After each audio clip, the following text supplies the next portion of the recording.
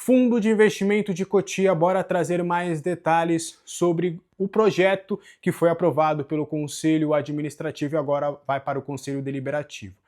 O fundo, em um primeiro momento, caso aprovado, dará ao São Paulo 250 milhões de reais, sendo desses valores 50 milhões de imediato, ali pouco depois da assinatura, para o pagamento de dívidas e outros 100 milhões para um investimento único e exclusivamente das categorias de base.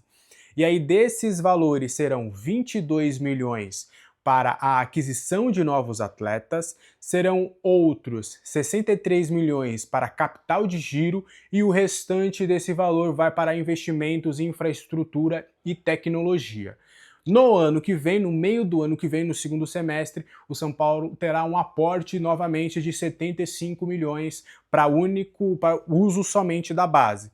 E aí, em 2027, o São Paulo terá o restante dos 25 milhões de reais. O valor pode se tornar maior caso o São Paulo bata algumas metas de estrutura e de vendas, e aí pode ser feito um novo aporte para fazer a totalidade do valor chegar entre 300 a 350 milhões.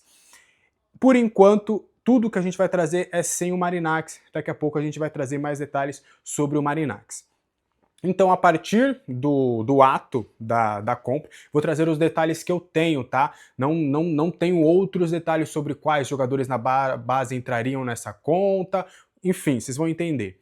E aí, a partir dessa assinatura concretizada, o São Paulo teria 70% da base e o Fundo Galápagos, que é o que vai aportar o dinheiro, teria 30%. E aí, como funcionaria? Os atletas da base do São Paulo vão ser vendidos. E aí o São Paulo vai, esse percentual será dividido do lucro. Eu vou dar um exemplo bem grosseiro aqui para vocês entenderem. O Lucas Ferreira, o São Paulo conseguiu com ele, da parte dele, do percentual dele, 63 milhões de reais. Aí o fundo vai, esse dinheiro vai todo para o fundo, e aí o fundo vai analisar, ainda não dá para saber se vai ser casos exclusivos de atletas ou se eles vão fazer um apanhado geral de quanto vale cada jogador da base, o quanto o São Paulo teve que investir para essa contratação. A grosso modo, digamos que o Lucas Ferreira custou 8 milhões a sua formação. É um valor bem alto, tá? Mas é só para a gente exemplificar.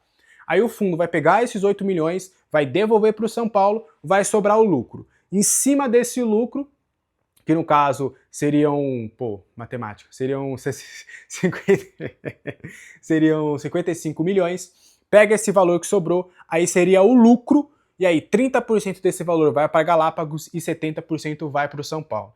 E aí essa é a ideia desse fundo de investimento. Ainda não está claro se vão ser jogadores só oriundos da compra dos direitos agora com o investimento do fundo ou se serão todos. Do que eu sei será a partir de agora todos. Mas quais seriam os critérios? Por exemplo, o Pablo Maia, que está há um bom tempo, entra nessa, o Rian Francisco, enfim. Então é só para vocês entenderem um pouco desse cenário, tá bom? O Marinax entraria nesse negócio do fundo de Cotia com um aporte novo financeiro. Então ele vai pagar uma quantia, o São Paulo tem 70%, a ideia seria o São Paulo, nesse acordo, o Marinax entrando e fazendo esse trio de Galápagos com 30%, São Paulo e Marinax, que o São Paulo tivesse pelo menos 50,1%, ou seja, ser o majoritário.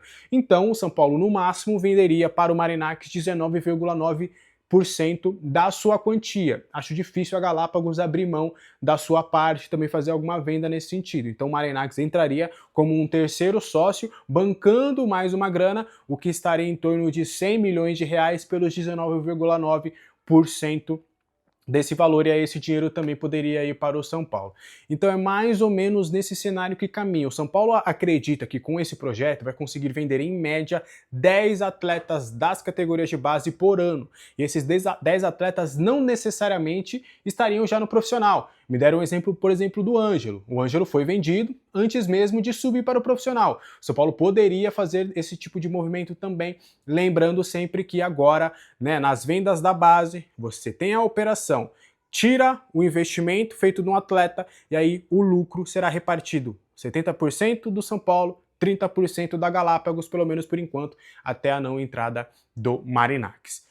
Beleza? Acho que deu para ficar claro essa situação. Eu sei que é um negócio complexo, a gente vai precisar ver ainda algumas amarras. Não é 100% ainda de todo esse projeto, a gente vai ver ainda quais seriam, se tem contrapontos. O São Paulo tem e não tem data de validade. Até uma informação dada pelo Bruno Gilfruda, que não tem prazo de validade, não tem aquela história de que isso vale por 5 anos. Não, não tem data de validade. E o São Paulo vai ter algumas janelas de 10, 15, 20 anos, no 20º ano, no 15º ano, de recomprar essas porcentagens que foram para o Grupo Galápagos. E ainda também não se sabe a que valor, a que custo, mas estão começando a vir mais detalhes em relação a esse fundo de Cotia, então é mais ou menos nesse cenário. Fechou? Ficou claro? Qualquer dúvida aqui, na medida do possível, eu tirarei aqui nos comentários. Beleza? Deixe seu like, seu hype, inscreva-se no canal, espero que você